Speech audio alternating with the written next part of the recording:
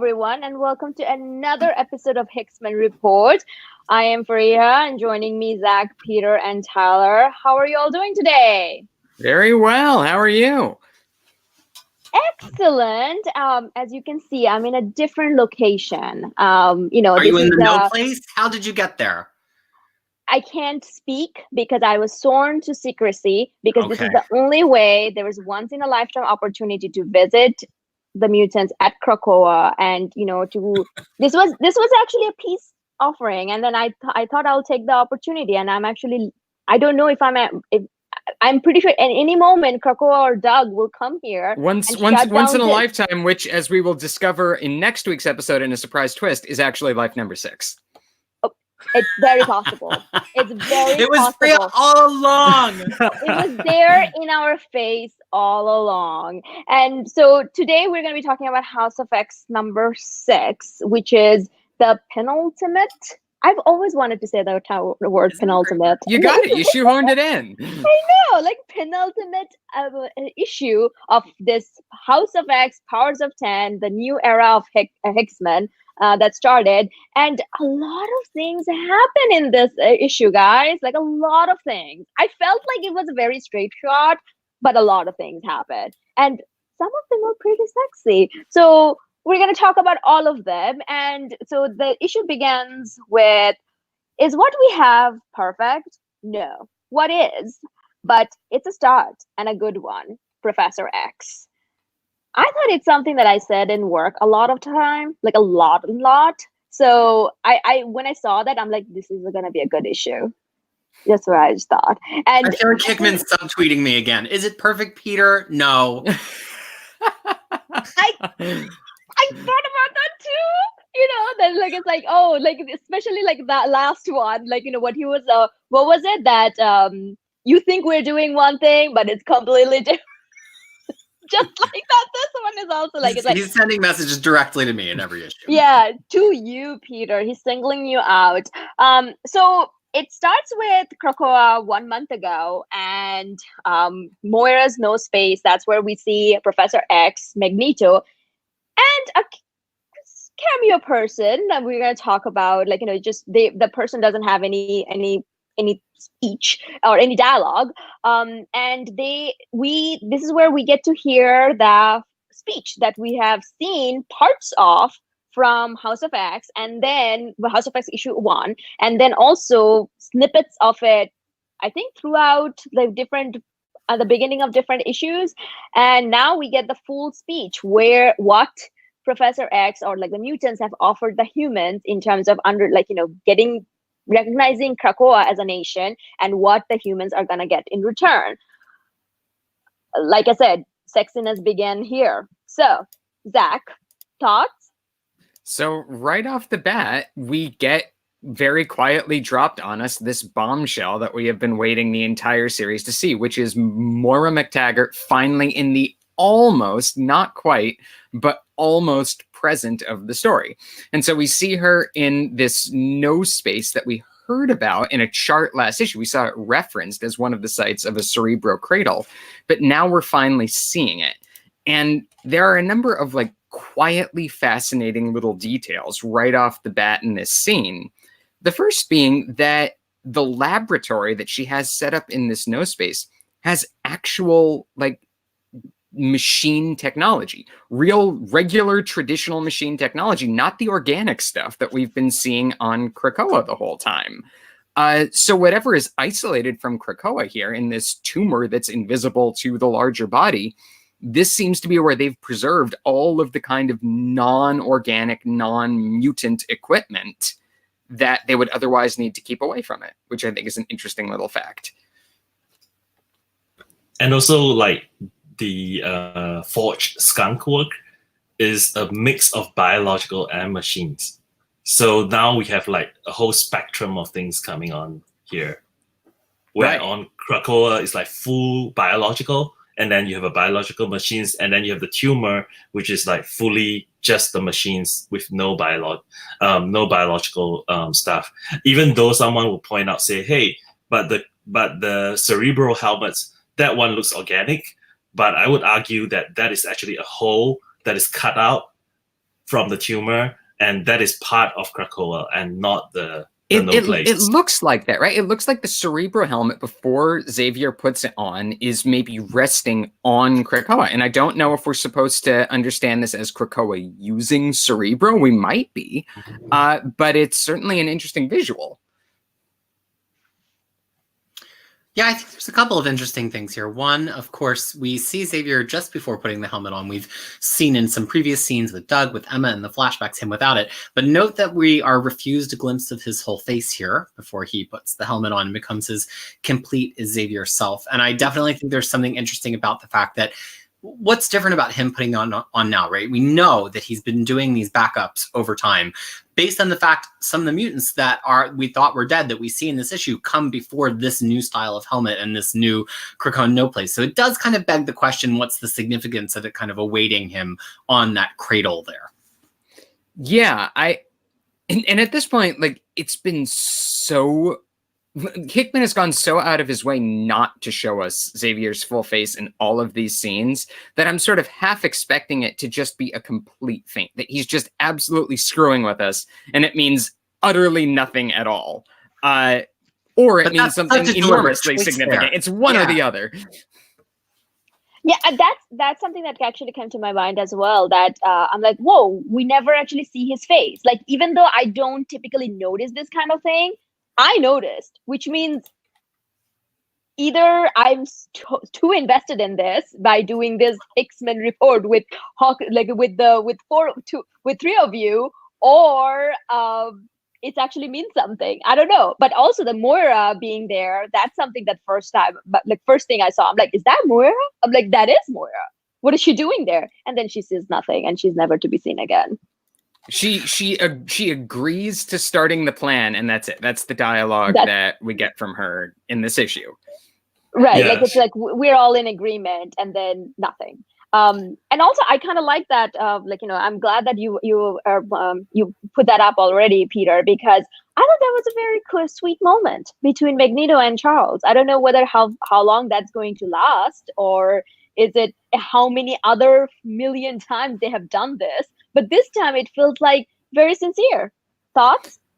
Yeah, the hand on the shoulder echoing the visual of was it Mystique's hand on Destiny's shoulder, or the other way around from House of X #3? Yeah. Like, I mean, I thought that, it was very it's like, felt like this is final. This is it. And we know that this can never be it, but it just, like, I was like, oh, isn't that nice? And then, sorry. Oh, just especially given where we've been reading Xavier and Moira's recruitment of Magneto, which is probably sometimes before Uncanny X-Men 150, you can review all of Magneto's really awful despotic actions that address the wider world rather than just the X-Men as his way of trying to come to terms with this sort of cursed knowledge from Moira and his responsibility to the mutant race, and like his version of driving it forward, especially since at some point in there, likely around mutant genesis, they had a schism. So this almost represents, like, since Xavier finally got it there, he put together the puzzle, he figured out the resurrections, Magneto doesn't really have any reason not to agree with him anymore. Like, whatever caused their schism and all that is kind of over now in a way. And so it's really interesting if you look at it through the lens of X-Men history, that it's not that the two of them wanted to fight all this time. They just had different ideas of how to accomplish something that has been accomplished. I think there are, at this point, and maybe we'll learn more that'll change this or clarify this, but at this point, I think there's still a kind of fascinating range of interpretations that fans can reach about why X-Men history happened the way it did to get here. Because if you ask the question, like, why is this plan only starting now? Is it just because, like, they literally had to wait until Goldballs hit puberty so that they could launch this Krakoa plan? Or like, were Xavier and Magneto both trying to or were Xavier and Magneto, but I thought I could keep a straight face after saying that sentence. I can't do it.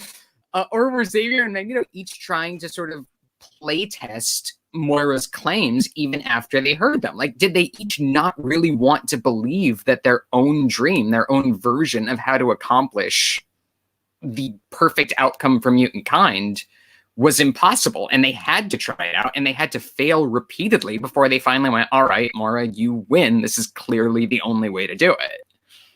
Yeah, I am also starting to have that sense that like we can relens a lot of Magneto's actions through that was just his way of trying to beat Nimrod to the punch in a lot of instances. Because so many of his actions are like, I'm going to fry all of the electronics in the world and set you back to the Stone Age. Like, it's pretty easy to read it with that context. Right. Although I think, if our timing is correct, he doesn't find out about what the stakes really are until fairly late in his career. Like, he's already done the really wild Silver Age, I'm going to hijack all the nuclear missiles at Cape Citadel stuff. That was all just him being him. And then also, don't you feel like now the way the mutants is going, that's a lot closer to Magneto's vision than Professor X's vision? And that's why he's probably more... I think that depends on what version of Magneto you choose to pursue. I think there's a very modern notion of Magneto that comes really out of the last couple of decades since the movies came out, which has a vision more like this, which is mutants just want a place of their own under the sun where they can be independent and secure and left to rule as the perfect beings that they are. But there's a much older version of Magneto that really is a supervillain. It's not just mutants are superior and we want to be left alone. It's mutants are superior and therefore we will enslave all humans because you are less than us and fit only to serve us. So depending on which version of Magneto you subscribe to traditionally, this may or may not be closer to his vision, I think. That's a good point.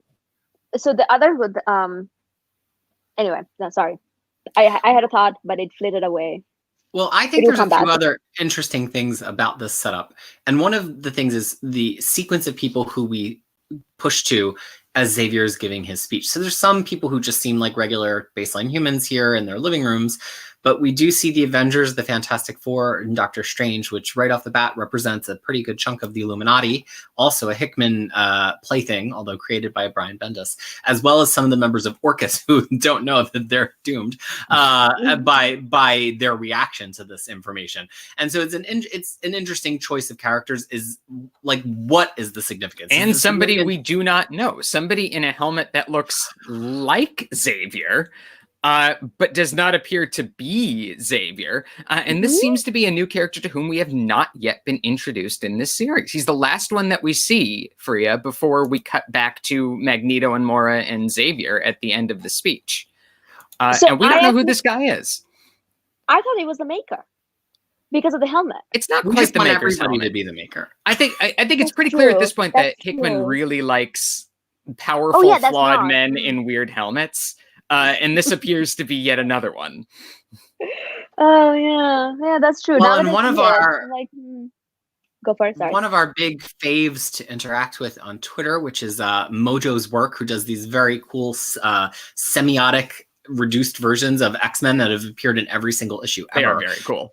They're super, super cool. You should definitely check them out. Mojo's Work.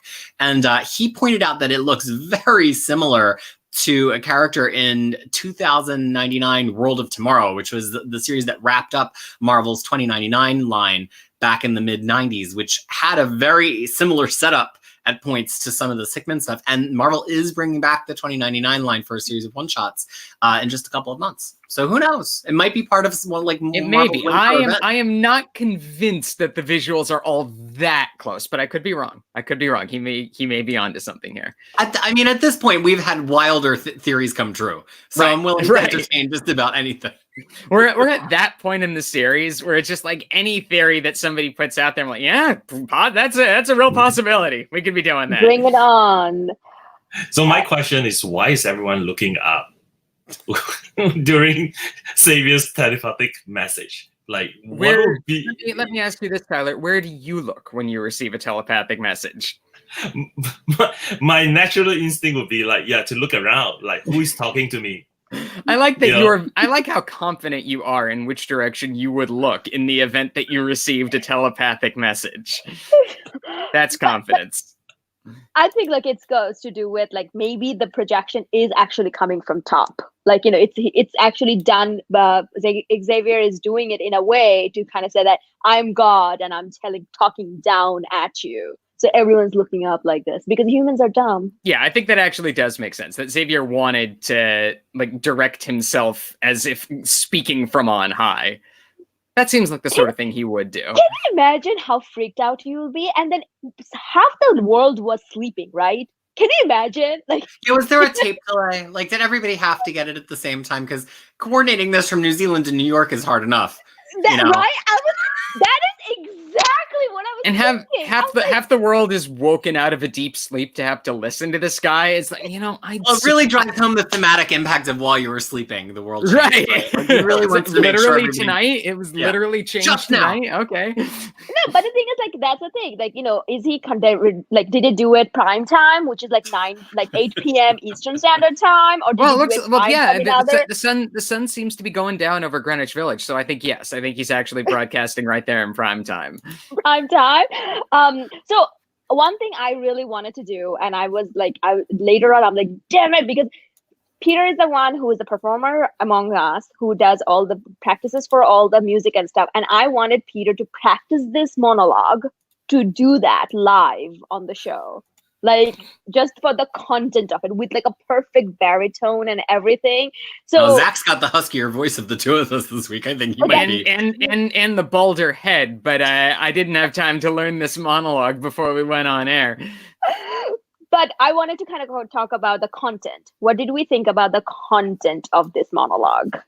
Like, anything that stood out, anything that is like, because it seems rather threatening in a way, that it's like, either this is one deal, like, deal with it, pretty much, Xavier. Like, there was no way out of it. I wouldn't say. I'm sorry, go on.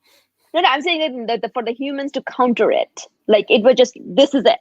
Yeah, I mean, I wouldn't say it's threatening, but it's definitely hard-edged. And it seems a little bit poignant. Like the point when he says, all I ever wanted was to love you and for you to love us. I mean, he's talking about this like it's a relationship that he really, really tried to make work, and it's just not going to happen. And it breaks his heart, but them's the breaks. Like, now you're just going to have to play hardball with us because that's the way it's going to go. And now he's going to play power politics. And that's really, when we cut to our next scene at the Krakoan Council, that's what this is going to be. It's going to be Xavier has now gone from an idealistic dreamer to somebody who's going to play power politics because that's the only option that's left to him. One thing specifically, or I guess two things that stood out to me was Xavier makes a mention when he's talking about the conditions that they're going to have to accept of birthright citizenship for all mutants in Krakoa. And, we've sort of gotten like tiptoey hints before of the parallels between Krakoa and the establishment of Israel. But I think this is about as specific a reference to that as we've seen so far. That the diaspora of mutant kind across the world is going to get automatic birthright citizenship in this new nation. And they're also calling for the right to give trial to all mutants under Krakoan justice, which sort of echoes something that Israel was originally set up to do, but ended up ultimately not doing in every case. It made me think specifically of the famous case of the American Jewish mob boss Meyer Lansky, who tried to go to Israel to seek the promise of being tried under Israeli Jewish justice, but was denied. They turned him back and said that he's a criminal who was not going to be worthy of birthright citizenship. He had to stay in the United States for trial. And Krakoa is not going to do that, as we will see. They really are going to insist on administering mutant justice to all mutants. So I thought that was interesting. Is that part of the temporary amnesty as Krakoa is being set up as a nation, or is this ongoing? What do you mean? Like, when they remove Sabretooth from Achilles, is that the jail? Project Achilles, yeah, because I think it's a sly joke pointing out that it has an obvious Achilles heel that can be exploited. Yeah, but I think what Emma said then was that this is under the amnesty, right? Is it a temporary amnesty? So Xavier says in this speech a period of amnesty. So I don't think it's supposed to be ongoing. I don't think that any mutant who ever commits a crime is going to be immune from justice in their own country. Correct. I think that any mutant pending trial for a crime is going to be granted, or I guess who has already been convicted of a crime will be granted amnesty and sent to Krakoa. Correct. I think that's what they're trying to say. Yeah. But it's also, I think, a way to say that all mutants either come to Krakoa or you are left to fend for yourself. I think it's like a double kind of. I think that that's implicit. You can stay in the diaspora, but that's a choice you're making not to seek the protection of Krakoa. And I think, as I understand it from the hints that we've gotten of what the new Fallen Angels series is going to be in Dawn of X, that's going to be a lot of what that's about, is a group of mutants who don't come to Krakoa and decide to fend for themselves in the world as it now exists in the mutant diaspora.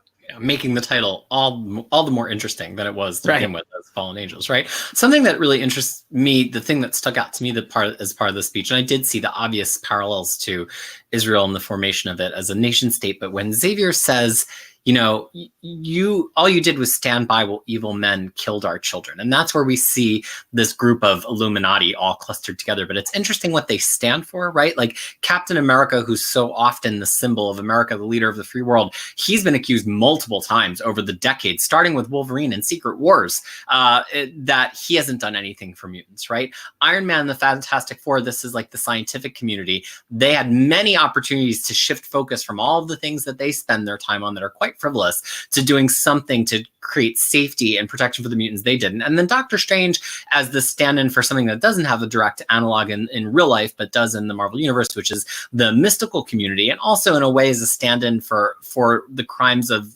Wanda Maximoff that have been addressed previously. Like the magical community has done nothing either. So in this, because of who they are and what they represent on the Illuminati, they do represent some major pillars of the Marvel Universe. And then Wakanda, as an independent nation state, even who's related to this mutant state by marriage, and he hasn't done very much to protect mutants either. So it really seemed to me as a really firm, cold dismissal of them finally to say, you've had decades, not just people in general, but these major pillars of the universe, and all you had to do was turn your attention to this problem for a minute, and you never did. And I think that was, to me, the most powerful part of it, because, I know it's just the nature of Marvel franchises. You're not going to have the Fantastic Four, slaving over solving the mutant problem while Reed is fixing everything. But his son is a mutant. So why didn't he try to fix that problem when he was fixing everything? And we can make that same argument. There's plenty of American citizens who are mutants. Why didn't Captain America fix it? There's, Doctor Strange was brought in to consult with magic all the time back in the day. Why didn't he fix it? So I really love the accusatory. And I'm with Xavier here. He's got some creepy moments, but I am fully behind the weight of this speech at this point. So, I think he makes a great moral case, but in universe, he's got a shaky personal case because he has been a member of the Illuminati for years. And he was working directly with these guys. And when even once did he go to this group of the most powerful people in the world and go, hey, why don't we solve the mutant racism problem on Earth? That was never a proposal for his group. Never. Right. Instead, we're going to send Bruce Banner to space. Right. And then he's going to come back. And let's accidentally cause a Skrull invasion and then shoot Bruce Banner into space. That's how we should spend our time. Well, also, he had Namor on the Illuminati with him, so he had the power of 2 votes there, really, in favor of him. So I agree. There's a little bit of a hypocritical aspect.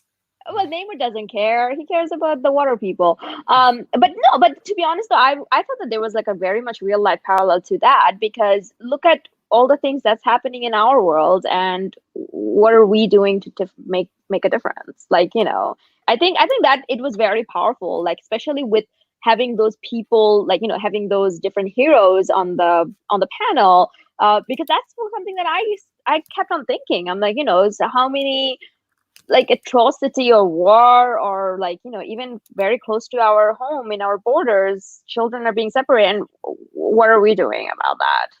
Are we as individuals have done something? Are the pillars of the community have done anything?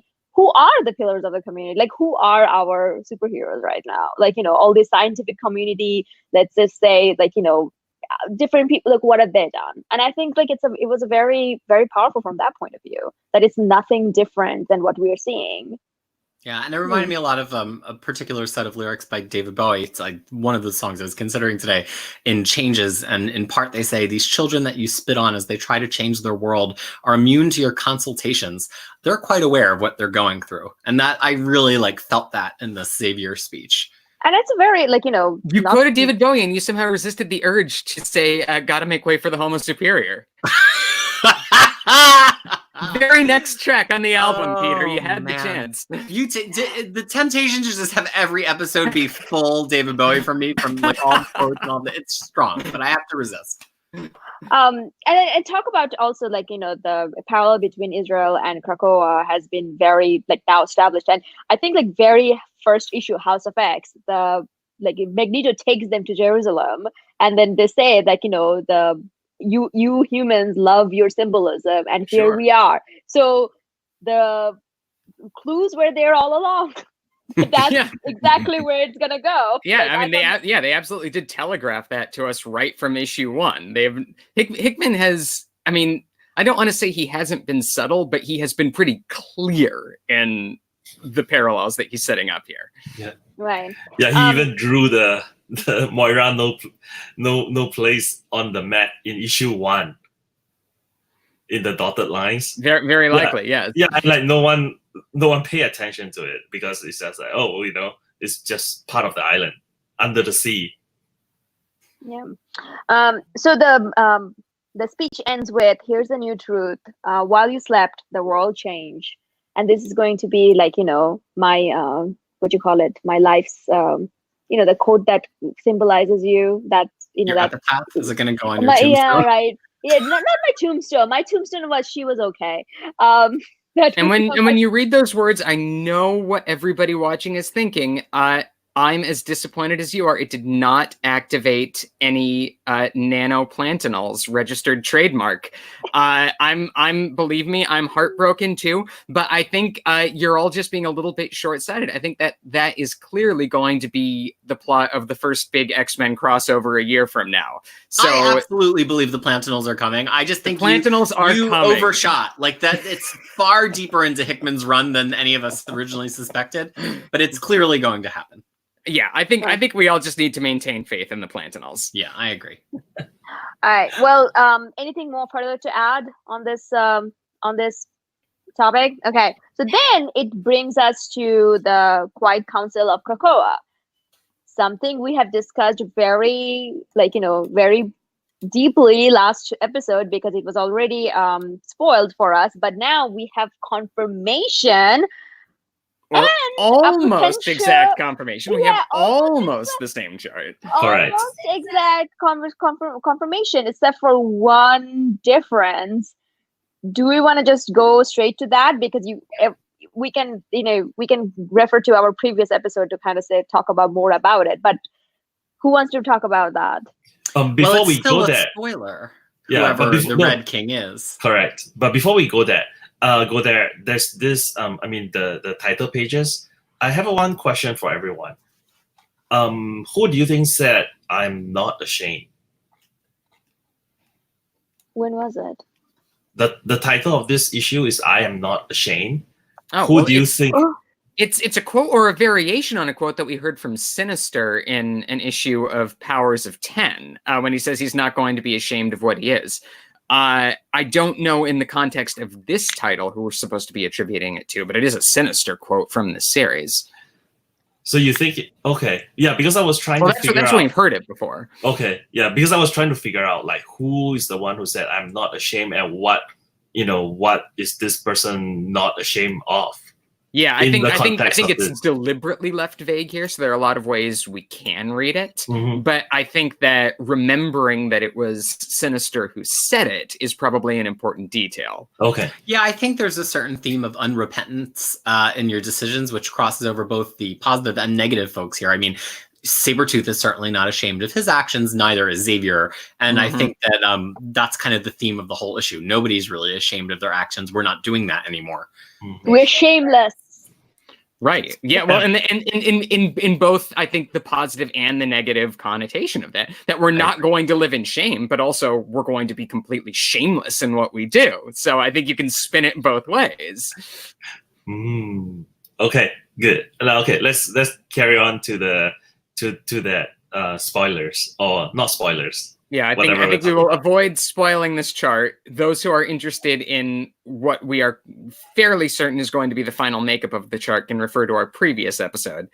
But for now, we will just leave it as is and add that we now see a list of the military organization of Krakoa as well. Extremely surprising.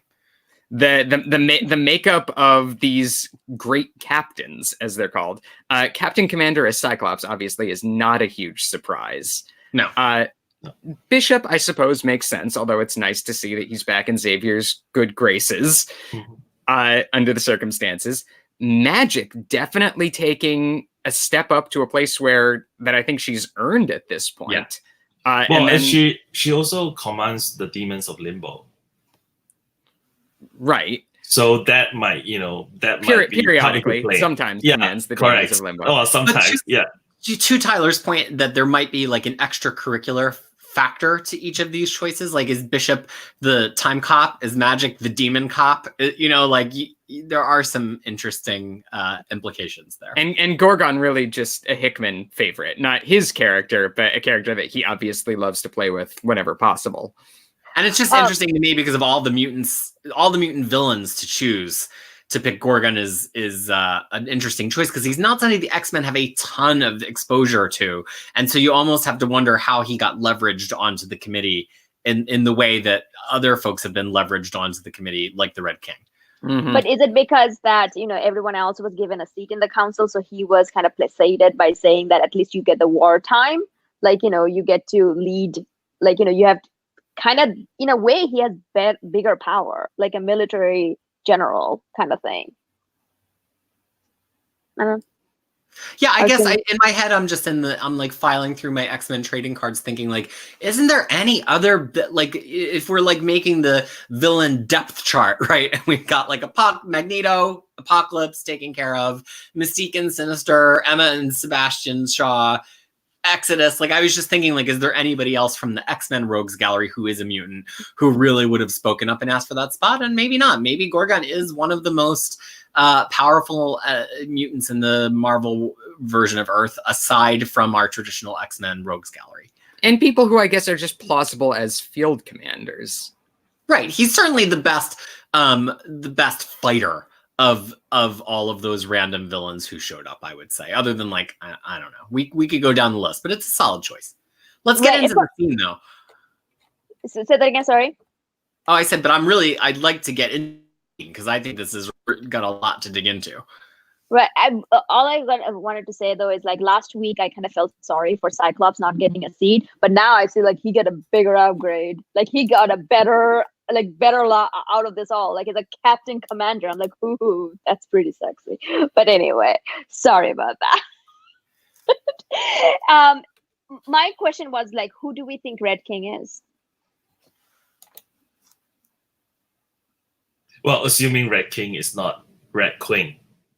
That's your question. Is that right? Yeah, we can't speculate because we know theoretically. Yeah, we can't have a conversation pretending that we don't know what's going to happen with the scenes. We can fake speculate. Yeah, but it's like, Okay, all right then. No, let's not fake speculate. All right, so in that case, but what I can say for sure, with no spoilers and just from this chart, is that because the fonts used are what they call, I can't remember what's the actual term, but each font is the uniform size. The name of Red King has to be 10 alphabets with or without space. So spaces count as one alphabet. So go wild if you have not read the spoilers. Well, I hate to tell you this, but Marvel has actually thwarted that line of speculation because in review copies this time around, if you attempted to highlight that and see what was under the highlighted text, it's actually just a row of question marks. It says absolutely I was hoping it was going to say like, Marvel actually figured it out this time. Oh, I wish it was asshole. But all right, that's the kind of hidden spoiler that I'm looking for. Okay, so shall we move to the blockbuster scene of this issue? 12 Angry Mutants. 11 Angry Mutants. 11 Angry Mutants and one tree and its translator. That was this. So we see the council finally comes together and we see them in action. And boy, was it glorious, because their first action is to come up with a rules, how, like, pretty much like governing rules of mutants. And they put Sabretooth into trial. And that's the trial that was promised from issue 4. It was issue 4 or issue 3 of House of X. Well, even Cyclops intimates in House of X #1 that they'll deal with him in their own way. Right. Yeah. So Later. it has been kind of, indicate, like, hinted all this time, and finally we get to see it, and it was scary. So, thoughts, Zach?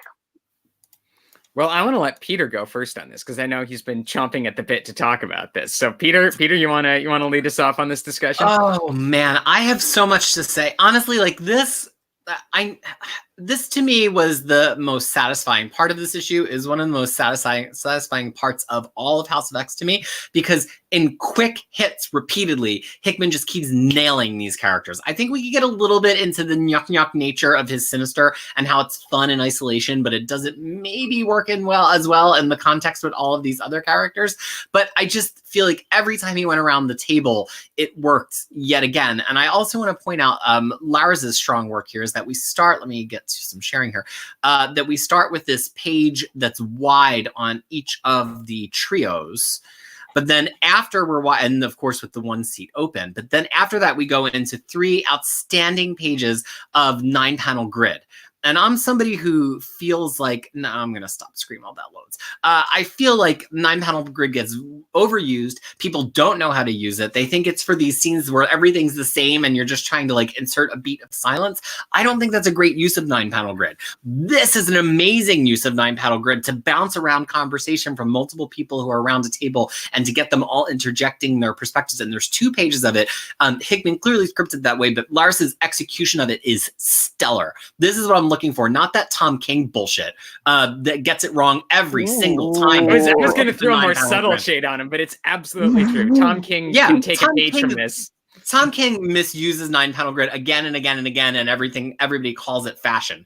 That Emperor has no clothes. This is a fully dressed Emperor in terms of page layout and use of that device. Well, and P.P. Laras not only nailed the facial expression, the whole body language of every character is so well captured. Like the disdain of Exodus when he was like telling Mr. Sinister, if you talk to me again, be prepared. And so everybody has that kind of like, the body language is so good in this.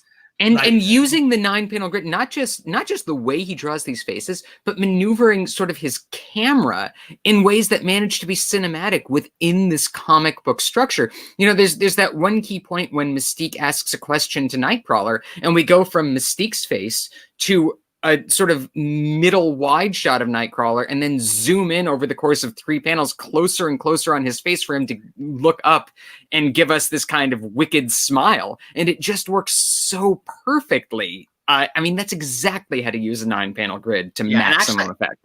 And actually, I was mistaken. There are 4 straight pages of it. I mean, in many other comic books, that would feel claustrophobic to go that long in that specific grid without anything breaking out.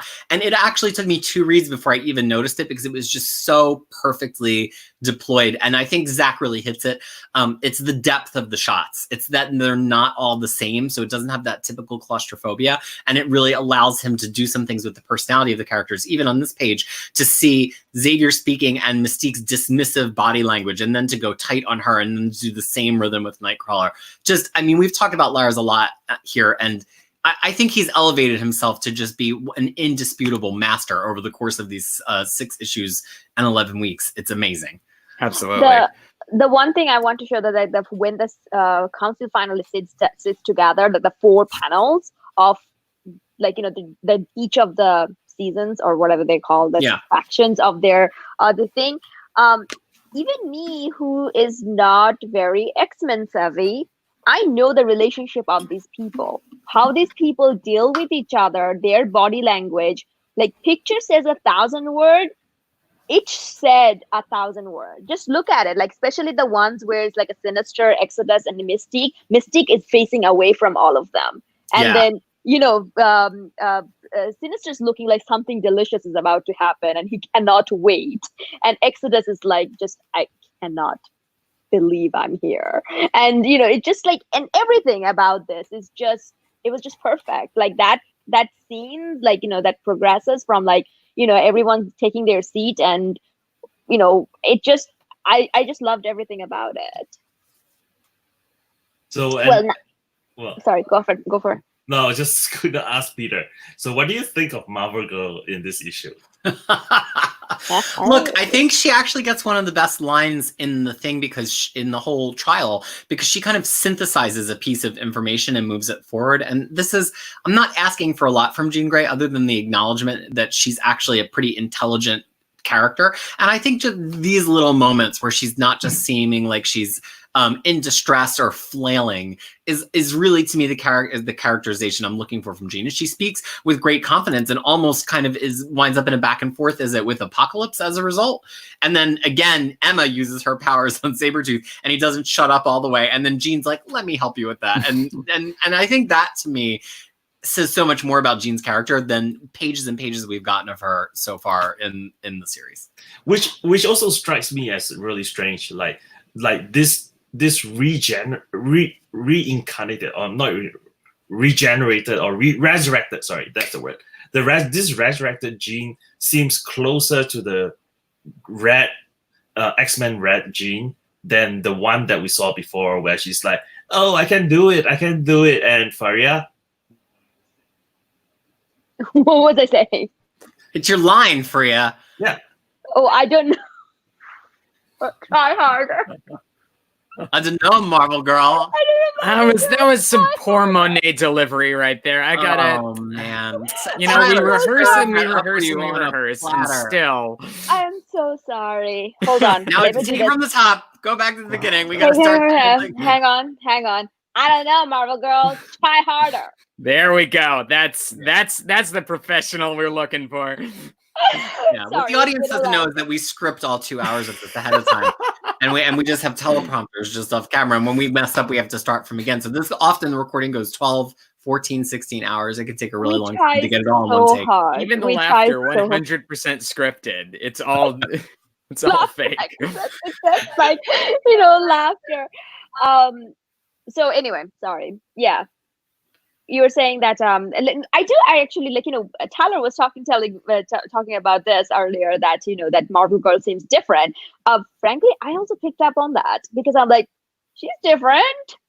She's actually saying things, and everyone was. But one thing that I really appreciated, that in a council of 12, council of 11, let's just say, there are 4 ladies. And, 4 very distinct ladies. I thought that really got me. I'm like, oh, isn't that nice? Anyway, sorry. Back to the content of this. Go for it, Peter. Well, so I want to bring up a couple of other interesting things here, and I think this will help us move through the question of the laws. But before I do, I want to acknowledge that all of the series to date has been colored by Marte Gracia, and due to his brief illness, although he's recovering from it, he could not color all of this issue. He did a few pages, which he's mentioned on Twitter, but a lot of these colors are from the hand of David Curiel, working from Gracia's palette, and I feel like I can see a difference. It's very, very subtle, but just the colors throughout this scene, which seems to be maybe after Gracia wrapped up his work in the issue, are just stellar. It's the same palette, but just like the difference of lighting for each of them to kind of scene set, and we get back into how effective the grid was. Curiel is my favorite of the house colorists at Marvel, and I was just so gratified to see him get a fingerprint on this, because I think he did spectacular work. Absolutely. And I hope that we can throw up some key screenshots during, especially the last scene of this issue, when he really just does unbelievable work. And I think for me that a lot of it is like the use of shadow and light and where he decides to do color holds and where he decides to put color into the lines of Lars's line work. To me, it's like those decisions that really distinguish Curiel's style of coloring to me. And also he doesn't do quite as many shiny reflections on everything. He kind of picks his moments a little bit more. And it's just, I don't know, it might be a personal taste thing, but he is my favorite at Marvel. So I feel like to me, I was stopping my read. Zach, and poor Zach it's like midnight when these things are happening. I'm like in the middle of my read, I'm like, Zach, I'm 2 pages in. The colors are so amazing. He's like, Peter, just keep reading the issue. And please leave me alone. Yeah. So the thing is, like, once the council sits together, it seems like Krakoa and Doug are actually not only, like, they are there as well, because initially when we talked about the council, we thought that they were a little bit one step back from the council, but it doesn't seem like they're they're very much on it. And Yeah. Doug actually gets a panel to speak up and bring up directly some of the sort of concern issues that we've highlighted in the series before. The question of Krakoan agency. And he specifically points out that Cyclops was not making a slip of the tongue when he said that they wouldn't be able to bring any Krakoan fauna on their mission, because it is fauna. Krakoa is a living animal. It is not a plant. It is an animal with thoughts and agency, and it has a seat on this council and a seat in the government. So yeah, Krakoa is very much a partner in this endeavor. Well, before we get too deeply into that, because oh boy, do I know from experience we have a lot to say. The first law that gets generated from this is they're debating kind of what murder is bad murder, and they decide that mutant murder is not bad enough because A, they can come back, and B, to Apocalypse's point, it's a way of testing their fitness, and why wouldn't we want to allow that? But to murder somebody who might permanently die, in this case humans, is decided to be the first true sin of the Krakoan society. What are our thoughts on that? And what are our thoughts on to the extent that Apocalypse has shaped this first law? Well, I mean, even before Apocalypse steps in, it's the first really fascinating implication drawn out from what does this world look like where no mutant can ever really die. And death for mutants seems to have lost its really enormous high-level significance that it's had all throughout the rest of human history. That we need to somehow turn ethics and morality in some ways on their head, because the one thing that has been of paramount importance through all the history of civilization is now potentially the least important thing. It doesn't matter. You can kill somebody all day long. They'll just bring them back in a new egg. So you have to start reconceptualizing the entire idea of law. And it starts with this idea of they don't quite say protect the weak. They're not going to actively go out and necessarily be traditional superheroes for the humans, but they are not going to harm the weak. They are not going to lord themselves over them or use power to do harm against them.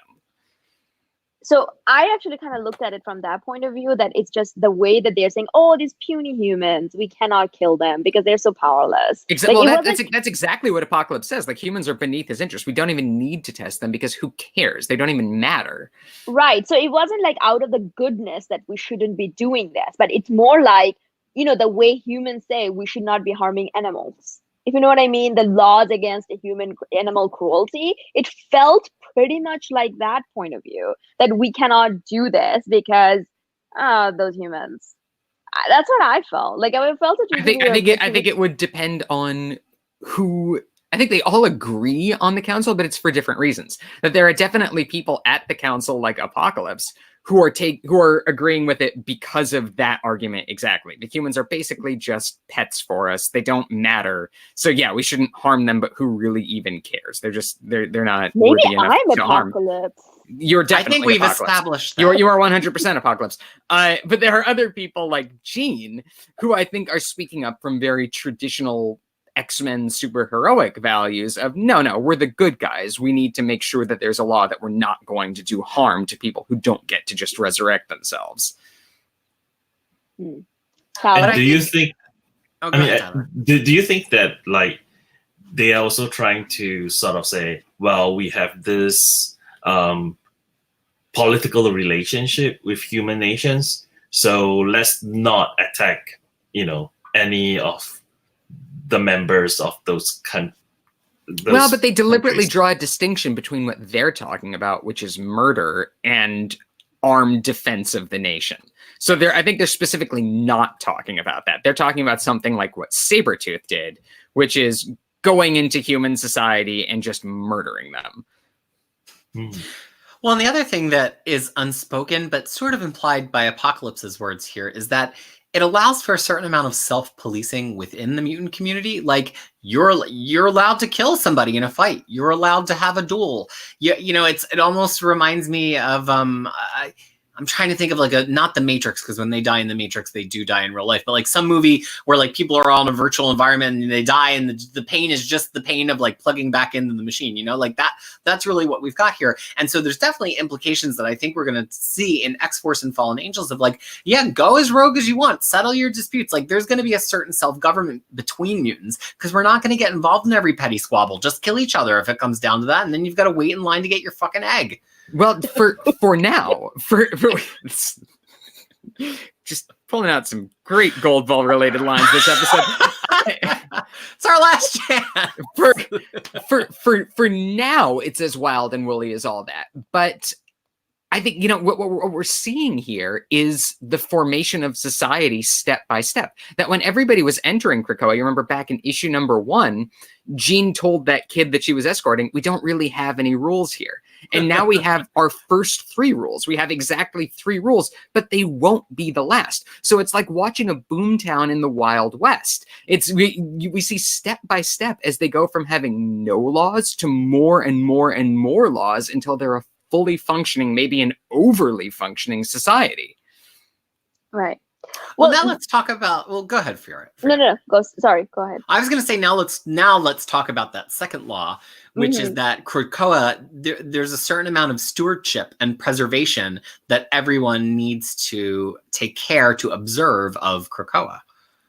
And here we are going to get our first of 2 explicit Eden Genesis references, because Exodus, very appropriately of all the characters there, specifically refers to Krakoa as their Eden, and therefore it must be sacrosanct. It will be quite literally their holy land. But do you think that he's sort of like the right person to be sort of like taken by all this symbolism, which kind of is in part created by Xavier and Magneto? Well, I don't think we have Exodus actually calling them gods. I mean, as much as there's imagery going on here by way of Hickman, we don't actually have these characters sitting around a table, you know, hailing their new lords Xavier and Magneto. So I don't think it conflicts with Exodus's character. No, I think it's actually really appropriate for him to be drawing these biblical parallels. No, but actually, I thought that kind of makes sense for him, right? Because he has always been the messenger kind of character that was created, He's a prophet. right? Yeah, he's absolutely a prophet, and with connections both to Apocalypse and Magneto, which makes him as the voice of it so interesting. He's inextricably linked to them both. Yeah, which is why I thought that this was actually a really good, it's really on point that Hickman used him in this way. Oh, I totally agree. I completely agree. And I thought that, you know, that respect this sacred land, that's kind of like the ultimate rule. I feel like, you know, UN can also accept that as a rule, like respect this earth. You know, I feel like this environment aspect of things that was also brought up. I'm like, that's very, you know, that's very interesting that wherever we are living, we're going to also protect this land. You know, I thought it was very, very nice. Like, I wasn't thinking that they were even going to go that way, but they did. And we have these issues that are brought up and not resolved of then where do you get property rights? Like, how does a free market economy play into this? Because there's an entire table in this council made up of people who are in this business specifically for the profits they're going to get out of a free market. Well, not even a free market. They get a monopoly. It's a controlled mercantilist economy of Krakoa to put money into the pockets of, right now, Emma Frost and Sebastian Shaw. So how does that interrelate with the notion that Krakoa is an actual living thing that has to be treated as sacred? And it couldn't possibly have been more apt on the tail of the conversation we keep having, because here we have the conversation about the capitalism, the mercantilism, and in Exodus and Doug pretty much just interrupt it wholesale. They interrupt those two people to make their 2 points, and it's very anti-colonialist, right? We had Emma in the last issue basically saying, I'll be your East India Trading Company. And here as she's trying to like assert that as maybe that should be one of the rules, Doug and Exodus completely preempt her and say, actually, we should talk about the sovereignty of the land, which to me just, it's a really interesting comment, because the land, as Zach has pointed out in the past, the land and the people are one and the same. The land is the people. The land itself is indigenous. And I think it was like a perfect cap on the discussion that we've been having for the past 11 weeks. It really tickled me. And credit to Hickman for suggesting these things so effectively, albeit subtly, back when they were first introduced in that Powers of 10 issue, when we saw Doug sort of wincing at Xavier in his pith helmet and jodhpurs, and we saw like maybe there's a conflict being set up here where Doug is going to be the one who speaks up for Krakoan personhood, and indeed he is. Yeah. And to me, it's a satisfaction that's greater than the I'm right, ha ha ha, which I've gotten to have a few times over the course of this, as have all of us in some ways, because it's actually the satisfaction of it was in the text all along, which I think is even more satisfying than being right, personally. And it's being true to the characters, that we've seen these characters develop their philosophies over time, and when they speak now, we can say, yes, that's what they would say on this council, given what we've learned about them. So another law that they have set up is like they're going to make more mutants, and that just kind of Yes, indeed. And that, by the way, is our second explicit Genesis reference. Before we get, I mean, as much as this is definitely still dirty talk coming from Kurt Wagner, he is also specifically quoting the commandment given from God to Adam and Eve in the Garden of Eden, that they're going to be fruitful and multiply and replenish the earth and subdue it. That last part, very easy to gloss over in the context of it. But they are not just going to be fruitful and multiply and make more mutants. They are going to subdue the earth. And then in this case, the earth is like Krakoa. But then I think that's when the conversation begins. Like, no, we have to also set. It follows it. I think everybody, as are the readers, everybody is sort of mono-focused on Kurt, given his like weirdo smile and telling them to make more mutants. That they all sort of ignore the second half of that, where he tells them to take dominion over this land.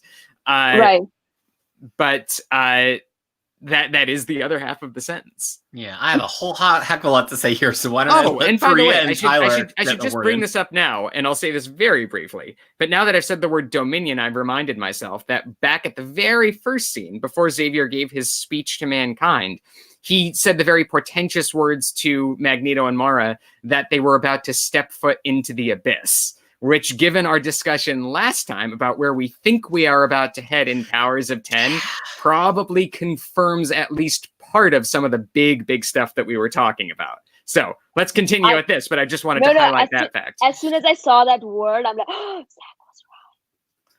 Zach was right. Zach was right. If you take anything away from this episode, remember that. Zach was right. Right. We'll get the t-shirts made. Yeah, Tyler, what's your thought? I mean, the first thought was because to give some background, like I'm not a Christian, so I really do not know the Bible. So so when these quotes comes up, I don't really know the background or the context where it is being used in the Bible. So for me, it's more like, oh, that's what Hickman said when he said a group of mutants. It's an orgy. Yeah, that's what I first thought when Kurt said we need to make. And may more I mutants. just point out that this is a conversation between Nightcrawler and his birth mother. The very touching conversations between Nightcrawler and his birth. I think we have to call her his birth mother, because not only did she not raise him, but she did also try to kill him by tossing him off a waterfall. So it's not like a close relationship between these two. That was pretty gross. Yeah, because I knew that. Like, even I was like, oh, stop talking, please, everyone. not good. Well, we've alluded to it in Mystique's body language up to this point that she's had a certain smugness and like almost like a separation from not really wanting to get into the judgment of Sabretooth, because she not only led that mission, but she's had a long-standing relationship and at one point assault by Sabretooth. And so I think it's interesting that she pivots here because she realizes Kurt has been silent. As much as she's being devilish in giving him the nod to get the last word in, here there's a really interesting dynamic that she pretty much cedes her one chance to really make a good point to Kurt. Right. So after these laws, like, it's kind of, we get another data page. Well, which is kind of like not like a data page, but more like a beginning and the ending page. Like it's like a 3 laws, like boom, boom, boom. Like it's like very cinematic. It's like just coming at you in the screen. So it's like make more mutants, murder no man, and respect this sacred land. Well, and then space left under it, seeming to suggest that there will be more laws down the road. Right. Plus, yeah. One thing I want to say, though, go ahead. No. One thing I want to say though, these are not SMART goals. Like, do you guys know about SMART goals? They're not specific, measurable, actionable. We don't know who's responsible, and they're not timely. Relevant, timely, none of that. Like, okay, make more mutants. How? Well, that's the thing I want to talk about. So people are reading it as like everybody have sexy times. But I don't think it's just that. Make More Mutants has a very clear connection to the No More Mutants. It's not just about procreation on the island. It's about mutants from all around the Earth. It's about holding the resurrection process to be sacrosanct. Right. It's a lot more than making babies. I think absolutely, and it doesn't. And of course, like it actually really surprises me that there are readers who seem to miss this. That they have somebody at that table who's specifically there for his skills as a geneticist, so that they can create clones. They're literally going to make more mutants by any means possible. And to me, the thing is, like, the murder no man. Oh, women are okay, by the way. It should be murder no human, but no, murder no man. Well, and they're taking a King James tone, so I think we're supposed to allow them a certain amount of poetic license, I suppose. And respect this sacred land. Respect how? Like, I'm not going to yell at Krakoa. Well, this is not the theory of change that I think we all know, or the logic model that we all know Krakoa deserves. But I'm willing to consult with them for an hourly fee if they wish to develop this at a future date. Me too, because I'm going to provide so this is what I do for my job. I write policies. I write policies for like the plan, so that the plan doesn't fucking blow up. And when I saw that, and given that it came from Hickman, who writes pages after pages of data pages, this was my Peter moment. This was my Peter, fuck Hickman, get him out of X-Men moment. No, but see, I think I actually think this is really deliberate, because I think we are watching step by step the formation of society. This is how it starts, and it's going to get more and more and more complicated as this society ticks on. And as it gets more complicated, the sort of simplistic Eden aspect of Krakoa is going to fade away more and more in the face of what looks more and more like a regular society. But the problem is, as we know with the Constitution, that it's very difficult to change it once you write something. And that's what I'm saying. It's written this vaguely. And then what? Then down like thousands and thousands of later, mutant children will have to fight like about gun laws, and then it's gonna be like, oh, sorry, but our forefathers, Xavier and Magneto, wanted this. I think you think that you're criticizing the story, and you actually are praising it, because I think you have actually located the deliberate decision that they're making these decisions that seem very simple and wise now, and it's impossible for them to know what these long-term consequences are going to be. But I think that's something we're going to discover as these stories go on. But the problem my problem is like they have already witnessed how mankind is like falling apart. So why aren't they not learning from that? Isn't that actual governments every day on our actual planet Earth ever seem to learn from that? Yes, governments make mistakes, and Hickman loves writing stories about councils of people who think that they're extremely smart but end up making some big mistakes.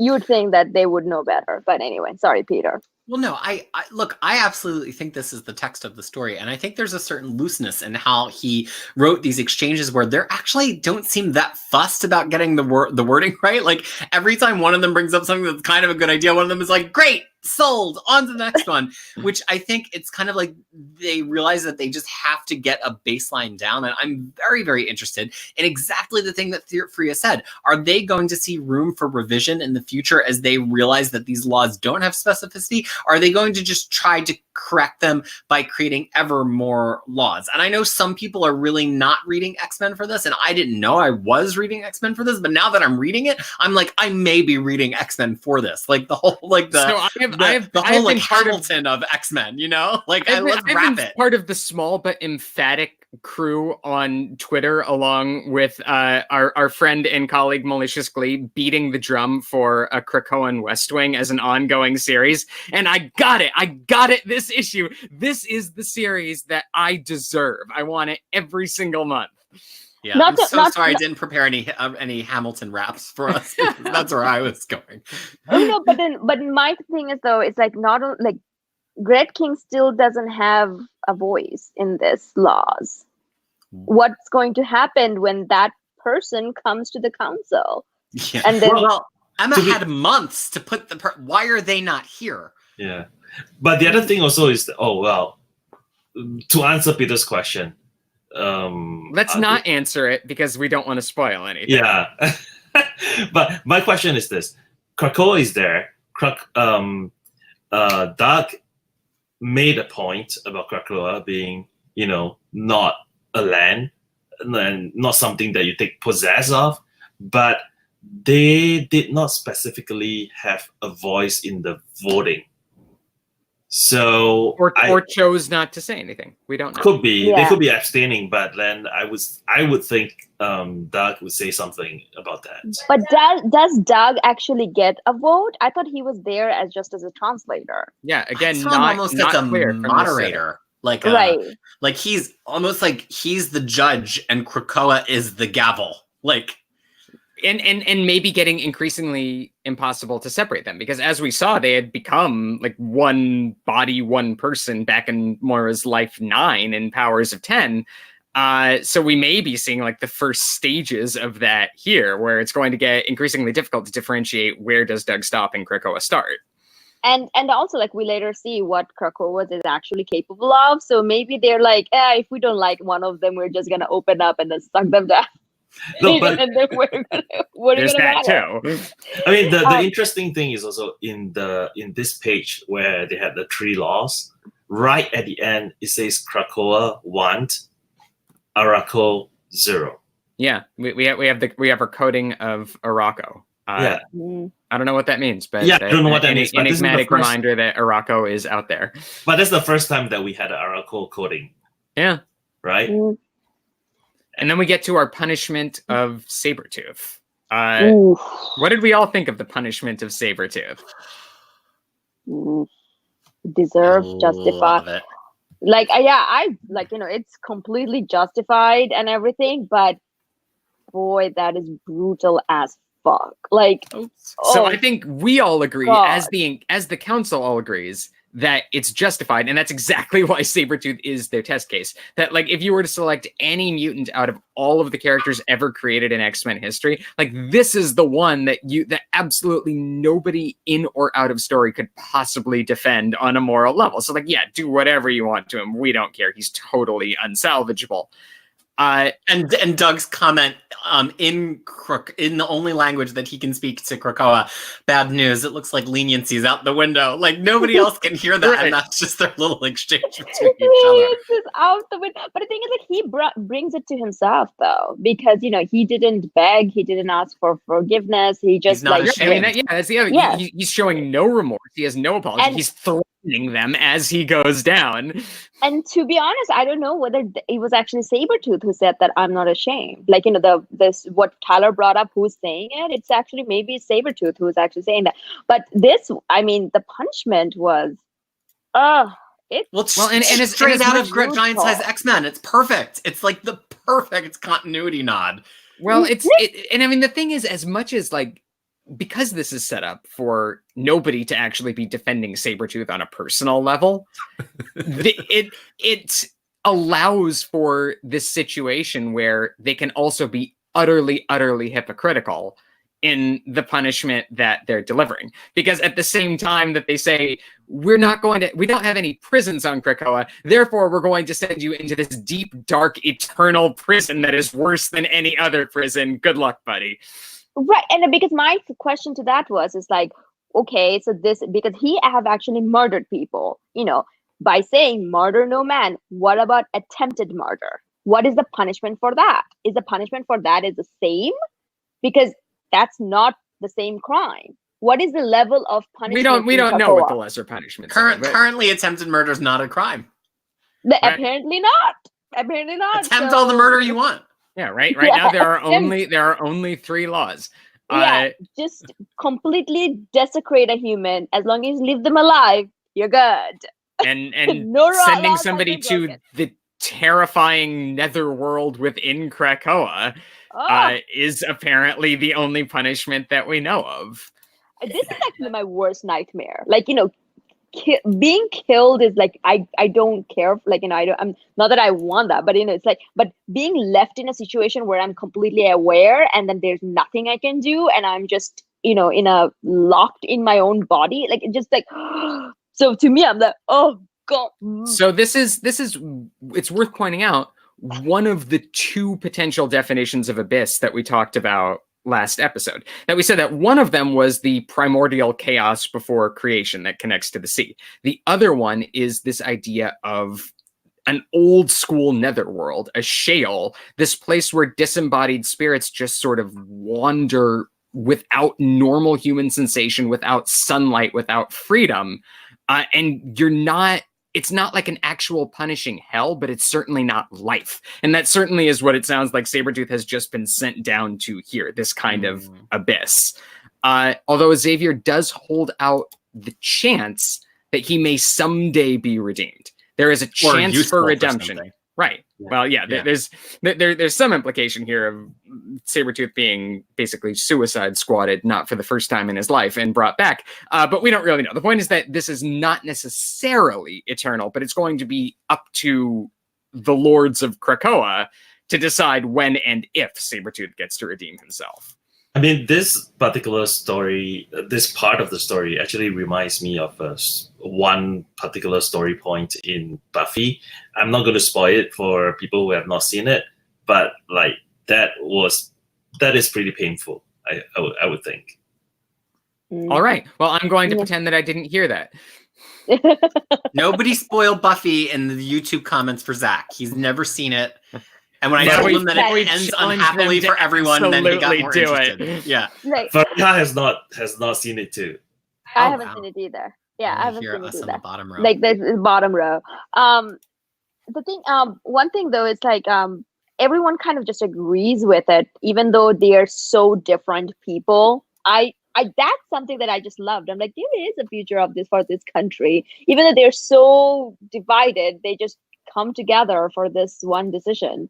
I don't know whether it's a personal because everyone hates Sabretooth, or or it just like it's partly that, and it's partly that they've all been handpicked because these are people with the pragmatic edge to do what it takes to found a nation. That's what I was going with. And not for nothing, but the couple of people that are present that conceivably would defend him have been, based on their ideological bent, have been specifically wronged by him in the past. Right. So it's like, good luck with that jury selection. Right. But the thing is that, and then they just kind of all walk away. Like, it's gone. It's closed, and they just walk away with so much fashion. And it's worth pointing out that the other people on Krakoa may never even find out that this happened. That it's called the Quiet Council, not just because they keep telling Sabretooth to be quiet, but presumably because everything that they do in their deliberations is absolutely secret. Nobody's going to know about this stuff. This is effectively the Illuminati of Krakoa. But the thing is, like, I like to the point of body language. It's like, look at the people who actually looks back. Everyone else didn't even look back. They just like kept walking. I don't know whether there is any hint to it, or it just because I felt like like Jean had a little bit, but then Emma kind of looked back, and then Sinister was the last person. Like, Sabretooth's former employer, Mr. Sinister, looking back, giving one final glance back. Right. It just it just felt like very like, and then Nightcrawler was another person who just really looked back, and I think he had that look about him, was like, what have we done? Like, I think he just, I don't know. I mean, to me, I thought that it was very, very cinematic, and I just loved it. Like, if I could lick my laptop, my iPad, I would have licked it. Oh, I would think that would come a couple of pages from now, but we'll get there. We'll wait because for that. because then we cut from that to our Ewok celebration. Oh, you beat me to it. Well, it's so clear. I mean, how is anybody not hearing Yub Yub play over this final sequence? I don't know.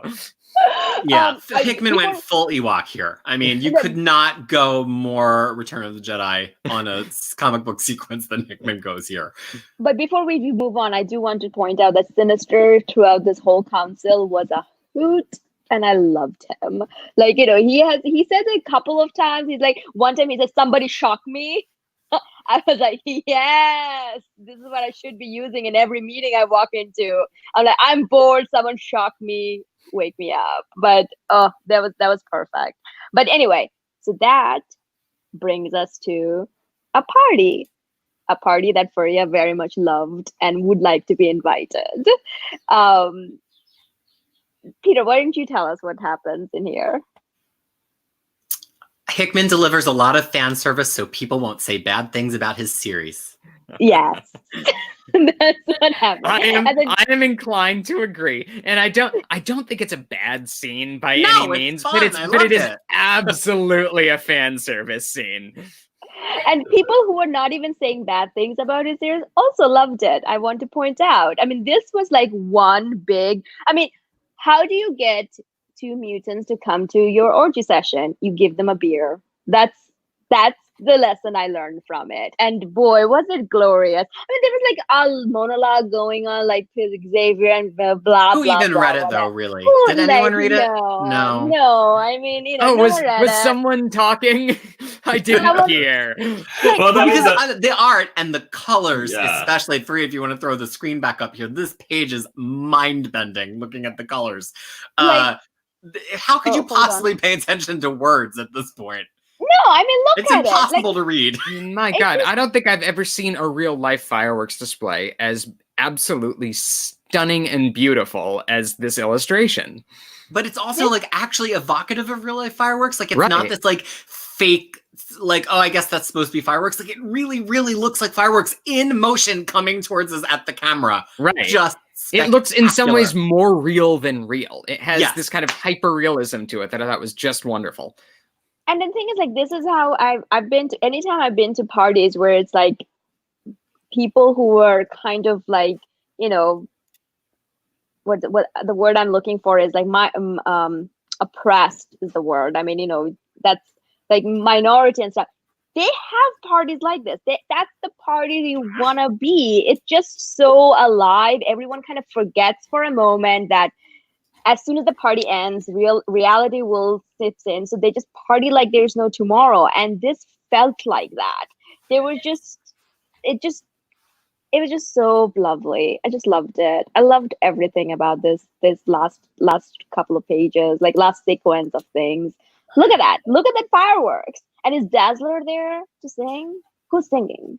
Siren is singing to Dazzler to power her and fuel the displays.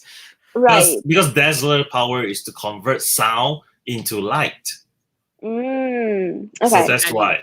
Any combination of Banshee and Dazzler, Siren, Black Bolt, they're all the best version of Dazzler. And let's just dig in for a second. So Hickman does a few specific cameos here that have not been presaged too hard by the rest of the series. And in our HiX-Men report capacity, I feel like we should probably point out why they're significant. We already knew Banshee was back because he was in House of X #1, but Siren has been one of the longest kind of MIA X-Men. She got turned effectively into the Morgan. Sort of, in X Factor. And every time characters come back, especially in that New Mutants Dead Souls, where it seemed like she thematically was really going to fit, she has not come back. And then here we see she's been rescued from this like kind of undead goddesshood, and she's back. And it's one of the biggest punches out of all the returns in the issue because she's such a fan favorite and she's been gone for over half a decade at this point.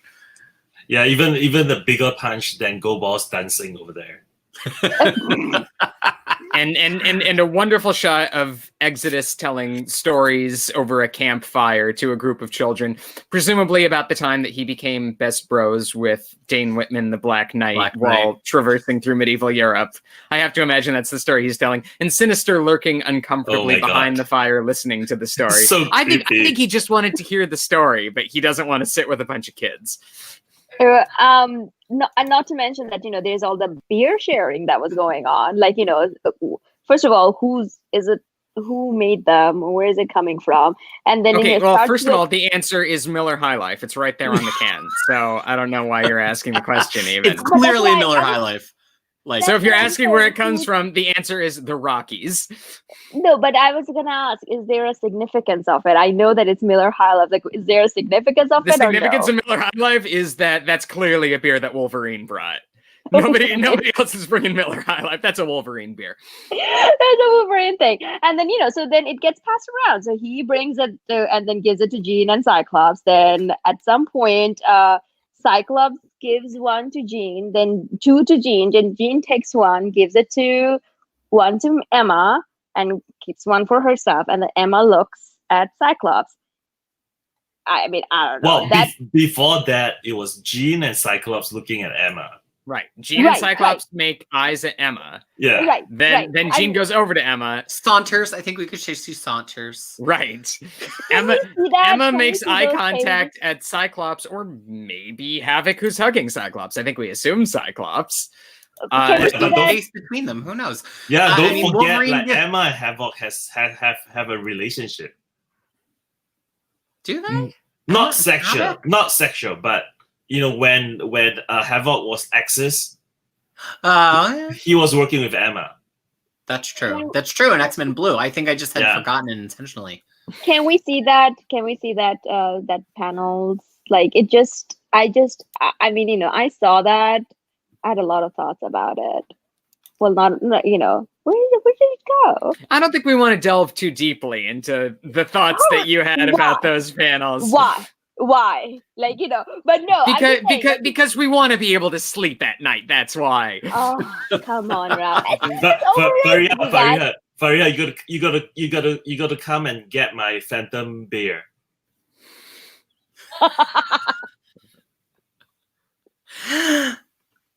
Hold on.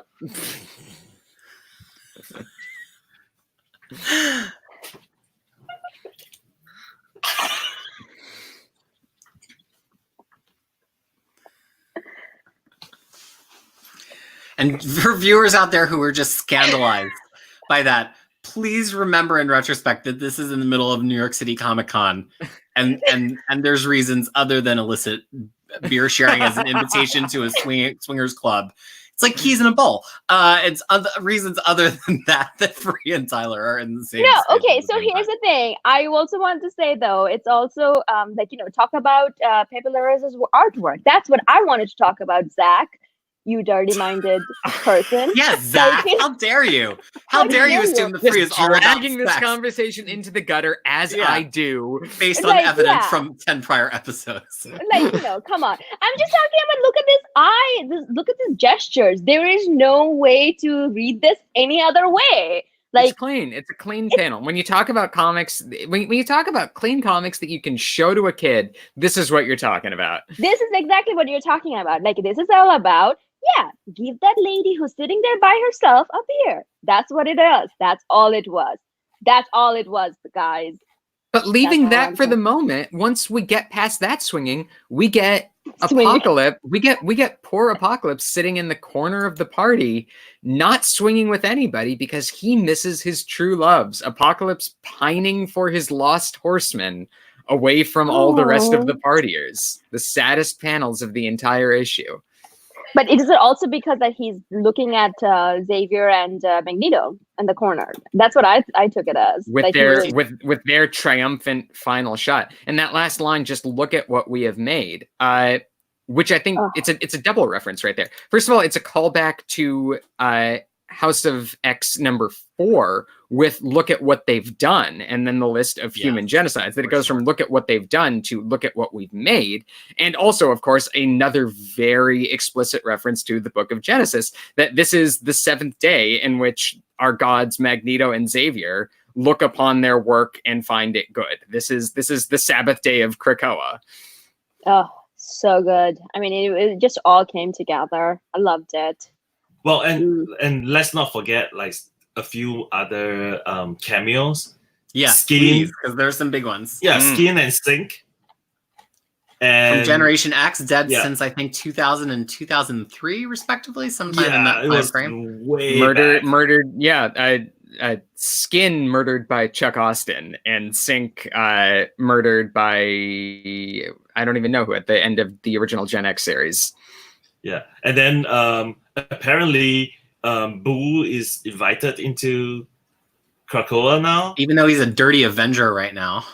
Yeah, and who is the is that Boom Boom? The Dirty Avengers are my favorite spin-off title. Maria's too. I was just gonna say, her list goes dirty, secret, and then real dirty. That's how it goes. Yeah. All right. So the girl besides Jubilee. The girl next to Jubilee, I think that's Boom Boom, isn't it? Boom Boom, right? That's what I thought. Is Okay. How can you have a party scene, a crowd party scene on an X-Men location without Boom Boom making an appearance, right? But finally friends with Jubilee. Finally patching up that relationship. Yeah, definitely. But I also want to know that what joke Iceman told Beast. That was like a hella funny joke. I don't know. I would remember when you pretended you were gay when you became a cat?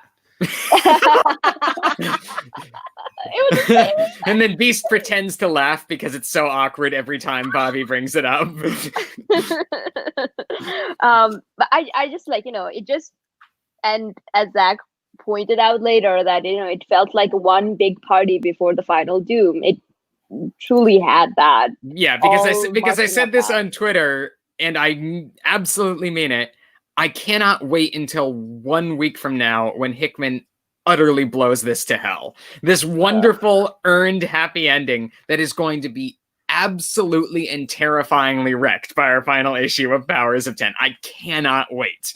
Oh yeah, there's no possible happy resolve to come from that final Powers of 10 issue. Which is not a chance on Earth. Is such a Whedon trademark.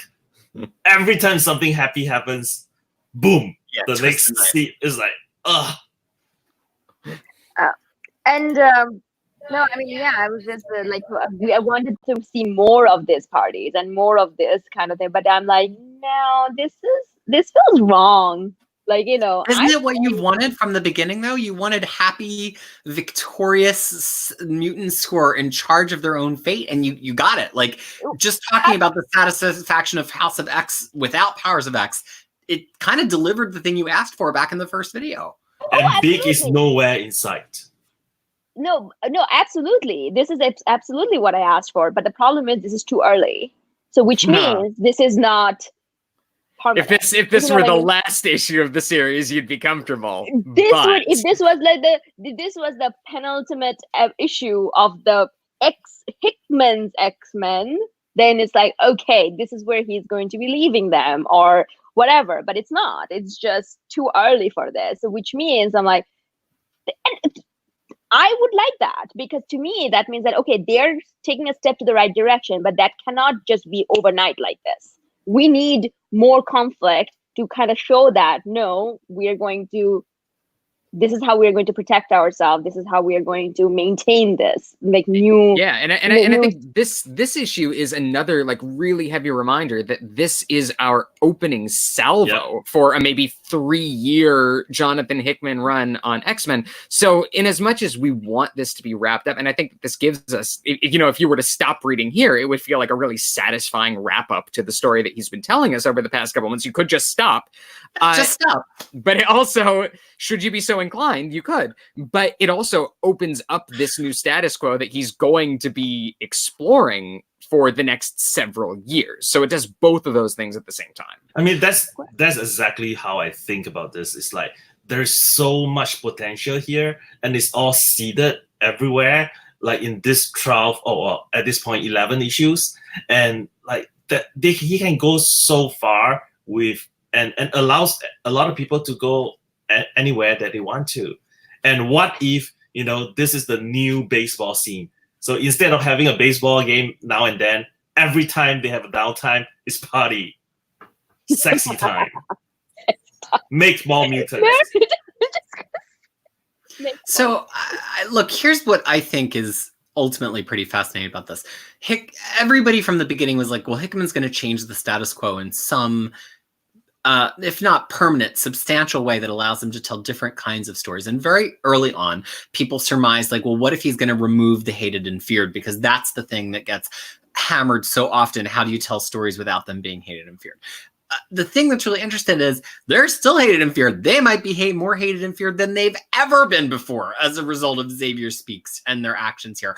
But because he's taken away the one thing that underpins that, which is the gravity of risk to them as mutants, we are able to tell stories that we've never told before. And like, it's such an interesting twist. It's why Hickman is such an interesting author. We all kind of predicted the thing that he was going to do, but Hickman actually went for the concrete beneath the feet of that thing and just jackhammered it. And like, what a clever thing that very few other authors in comic books would ever come up with to do to change the status quo for their run. Because every one of these stories is going to be a fundamentally different mutant story than we've had all the way since X-Men 14 in like 1964 or 1965 when we got the first Sentinel story. It's going to be fundamentally different than every X-Men story we've had since then. Well, and it's really fascinating at some point to do like a little case study of the comparison between this and what seems on the surface the very similar setup of the Utopia era of X-Men. But in that earlier era, even though you have essentially the same idea of mutants forming their own nation on an island,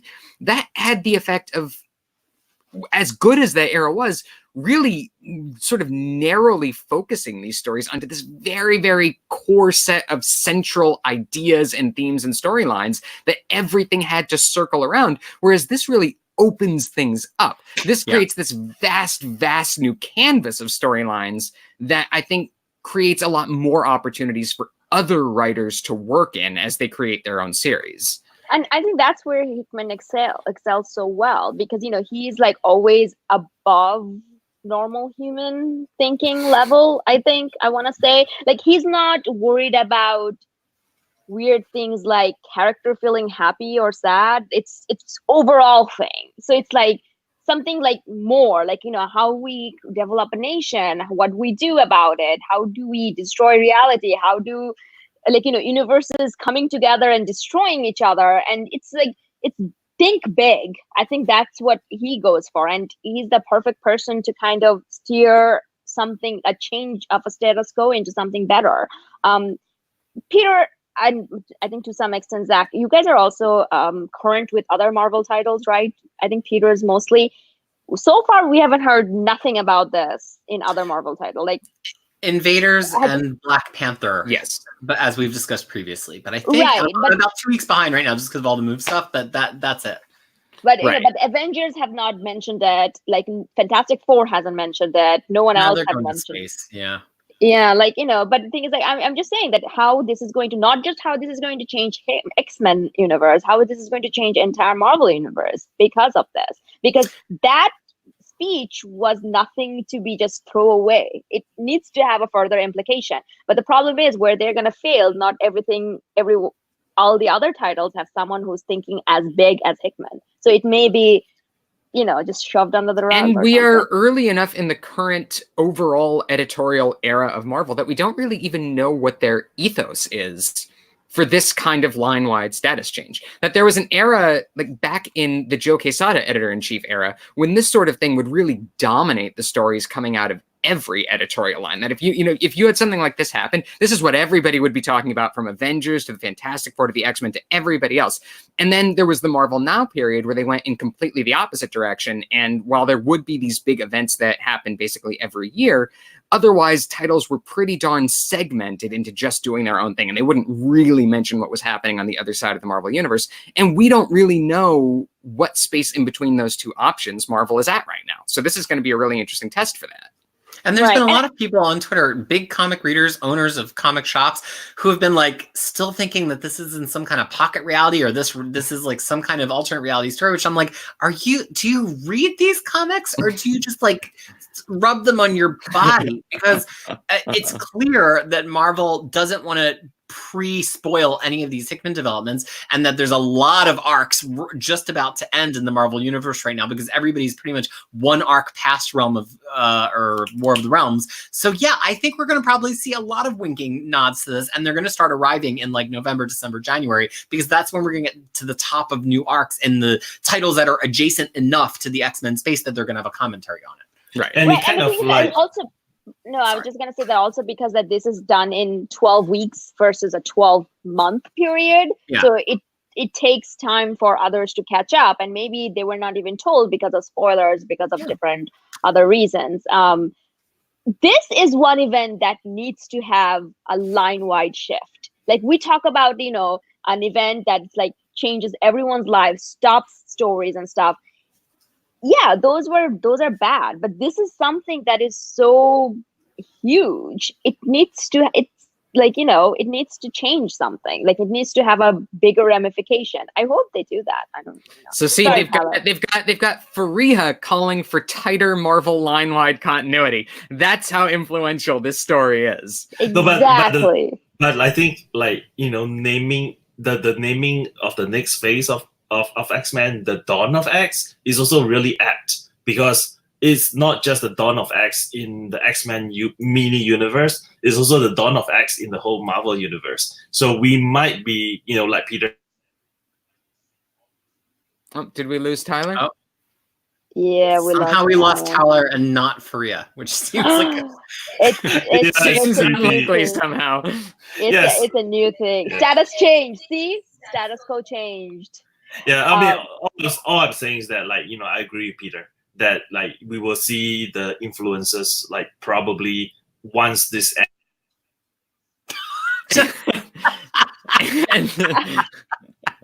I'm just running over to Faria and sitting beside her and to do this.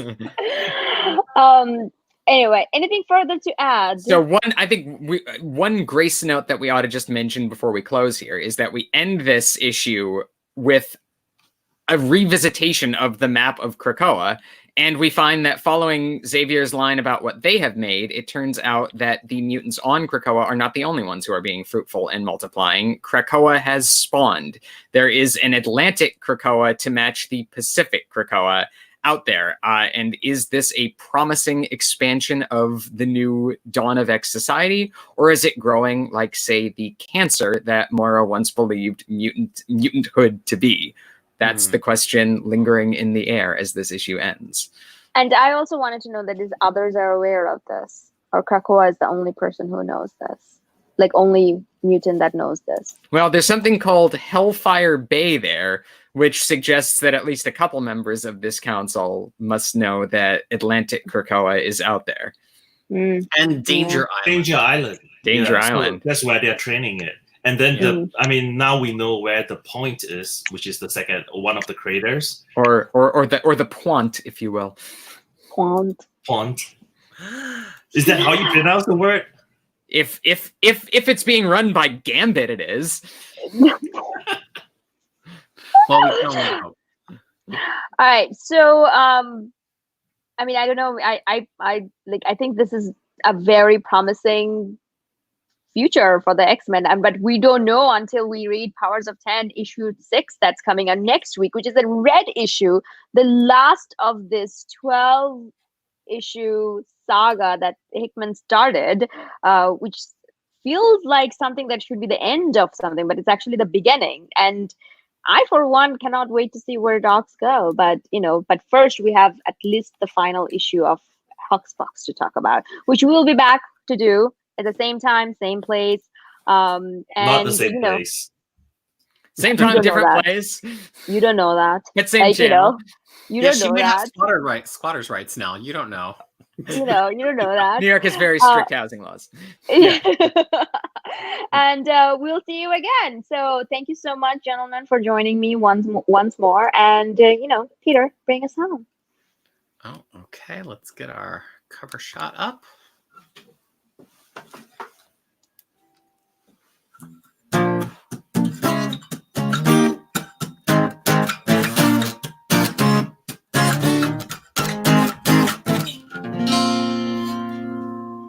Good night.